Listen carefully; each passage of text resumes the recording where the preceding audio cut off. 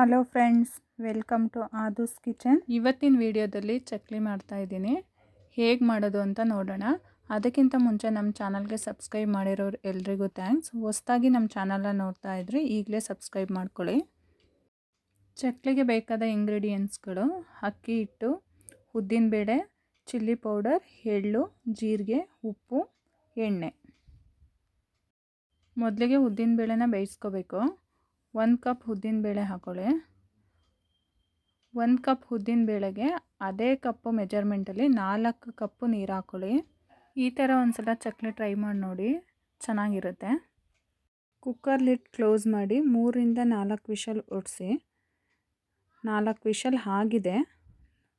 Cooker full ತಣ್ಣಗೆ ಹಾಕಬೇಕು. ತಣ್ಣಗಾದ್ಮೇಲೆ open ಮಾಡಿ. ಬೇಳೆ ಫುಲ್ಲು ಚೆನ್ನಾಗಿ ಬೇಯಬೇಕು. ನೋಡಿ, ಈ ಥರ ಬೇಯಬೇಕು. ಬೇಳೆ ಫುಲ್ಲು ಮ್ಯಾಶ್ ಆಗೋ ಥರ ಬೆಂದಿರಬೇಕು ಬೇಳೆ. ನೀವು ಯಾವ ಕಪ್ಪಲ್ಲಿ ಉದ್ದಿನಬೇಳೆನ ತೊಗೊಂಡಿರ್ತೀರ ಅದೇ ಕಪ್ಪು ಮೆಜರ್ಮೆಂಟಲ್ಲಿ 4 ಕಪ್ಪು ಅಕ್ಕಿ ಹಿಟ್ಟನ್ನ ತೊಗೊಳ್ಳಿ.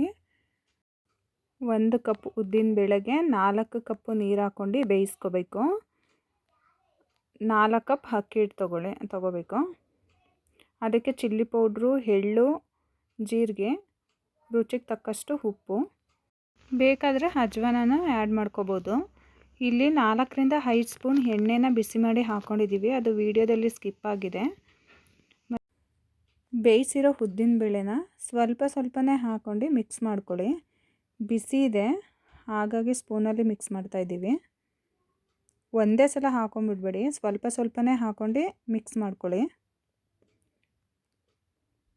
ನೋಡಿ, ಈ ಥರ ಸ್ವಲ್ಪನೇ ಸೇರಿಸಿ ಮಿಕ್ಸ್ ಮಾಡಿ.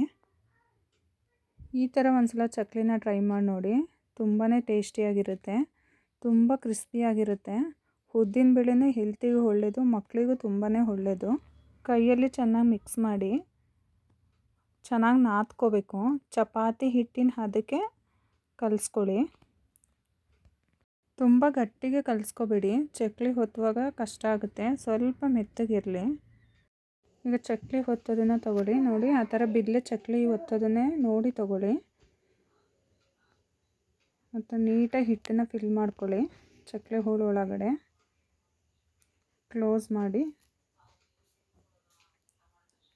ನೀಟಾಗಿ ಟೈಟ್ ಮಾಡ್ಕೊಳ್ಳಿ. ಅದನ್ನು ನಿಮ್ಮ ಹತ್ರ ಯಾವ ಥರ ಚಕ್ಲಿ ಹೋಳಿದೆ ಅದರಲ್ಲೇ ಮಾಡಿ.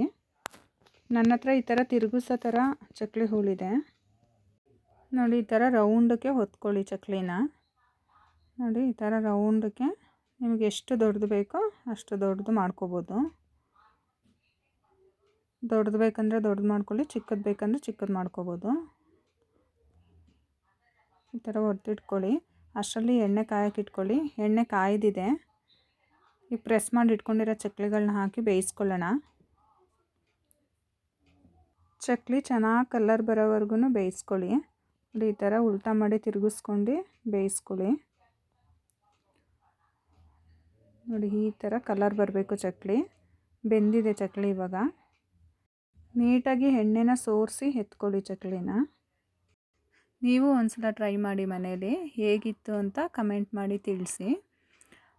ಮತ್ತೆ ಒಂದು ಹೊಸ ರೆಸಿಪಿ ಜೊತೆ ಮುಂದಿನ ವಿಡಿಯೋದಲ್ಲಿ ಸಿಗ್ತೀನಿ. Thank you.